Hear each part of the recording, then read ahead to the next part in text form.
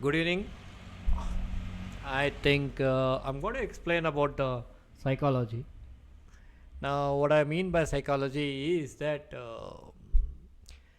कि लोगों में एक फियर होती है, एक एंट्रीज करते हैं, एक मिस्टेक एंट्रीज करते हैं, देन उसके बाद वो बहुत पछताते हैं कि भाई ये मैंने ऐसा क्यों लिया है, ऐसा क्यों ख़रीदा इसको करके।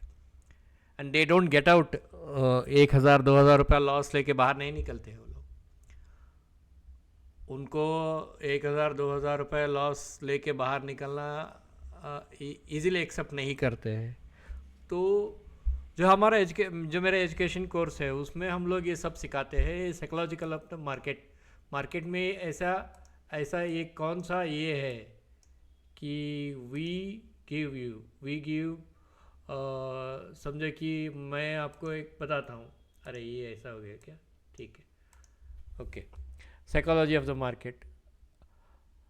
जब आपका ओपन पोजीशन रहता है तो मार्केट अपोजिट डायरेक्शन में इंक्रीज हो जाता है। Increase in momentum during open position.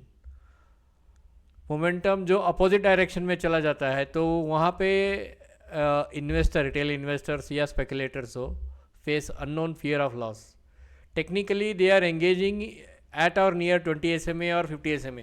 यानी कि उनको रहता है कि भाई मैं 50 SMA के पास ले रहा हूँ या फिर 20 SMA के पास ले रहा हूँ, which may be an ideal place only when look into the direction of the trend using 200 SMA।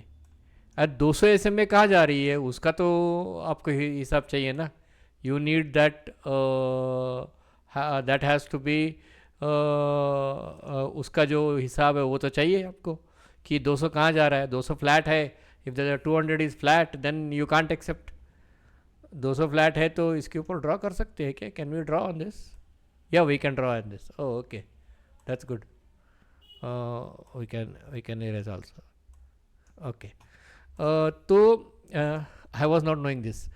तो increased fear of loss ये जो है ये because of this error। Error नहीं है, एक अंदाजे में बताया जाए तो एरर नहीं है। ये उनके दिमाग में रहता है कि मैंने पिछले बार ऐसा खरीदा था और ऐसा चला गया करके। प्रोफेशनल आंसर क्या है? What is the professional answer for that? This kind of retail investor get stuck during wave 4 position. Wave 4 position में ये बहुत फंसते हैं, बिकॉज वेव 4 पोजीशन वो देखते हैं कि हाँ डबल बॉटम बना है, या pre ending of wave C के जो ABC करेक्शन में रहता है फ्लैट पोजीशन में, उससे पहले ही एंट्री मार लेते हैं। ये डबल बॉटम बन गया है, 1 आवर पे डबल बॉटम बन गया है, डाइवर्जेंस मिल गया। वेव सी में आपको डाइवर्जेंस मिलेगा ही मिलेगा सर। वेव सी में तो आपको डाइवर्जेंस मिलेगा ही मिलेगा। आपको सोचने वाली बात ही नहीं है। वेव सी में आपको डाइवर्जेंस मिलेगा ही मिलेगा। क्यों? क्योंकि वो टर्मिनेशन पैटर्न बनने जाती रहती है। तो डाइवर्जेंस के चक्कर में आप जब अगर इमिडिएटली ये करोगे, आप समझो कि मैं बोलता हूँ यहाँ पे मैं एक पीक बन गया, बाद में वेव ए, वेव बी और वेव सी। ये सी का जो पॉइंट है यहाँ पे आपको डाइवर्जेंस मिलेगा, यहाँ पे मोमेंटम ज़्यादा मिलेगा आपको वेव ए में, ठीक है, लेकिन वेव सी में मोमेंटम कम मिलेगा, ठीक है।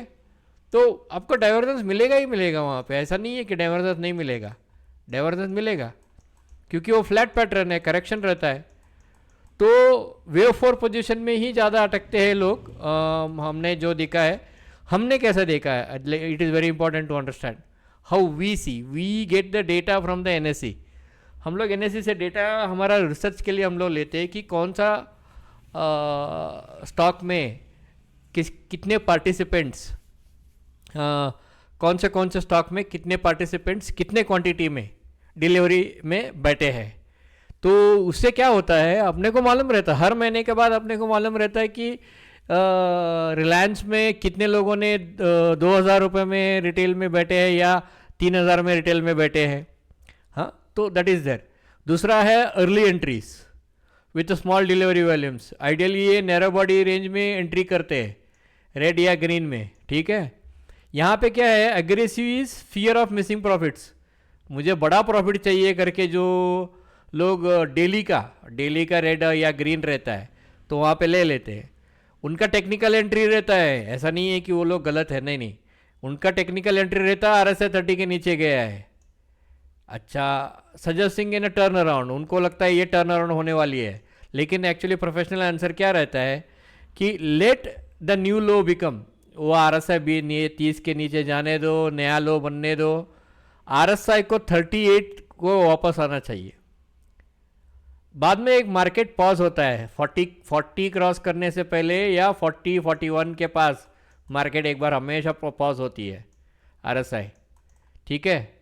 उसका मतलब कोई रेजिस्टेंस वगैरह कुछ नहीं है, उसका मतलब है कि वो जिस वक्त वो 40 में आती है, जब वो बहुत से पेंडिंग ऑर्डर्स रहते हैं, पेंडिंग ऑर्डर को फुल करने के लिए बैठ जाता है मार्केट, तो वहाँ पे साइड वेज में रहता है, वहाँ पे एंट्री लेना। अच्छा मैं I am very frankly I am giving you this too, there are many like this.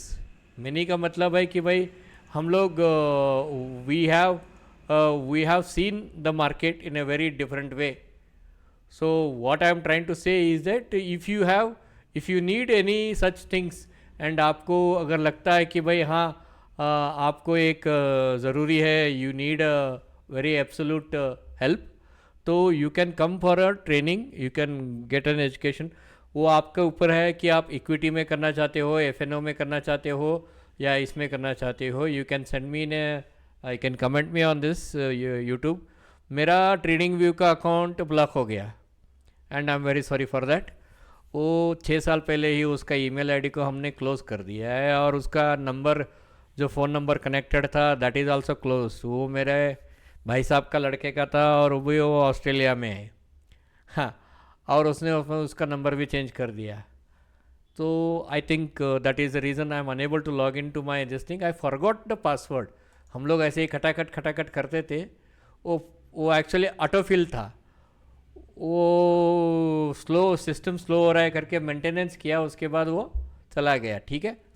Anyway I am available on YouTube and Twitter, आप कहीं भी आ सकते हो, कहीं भी मुझे पूछ सकते हो।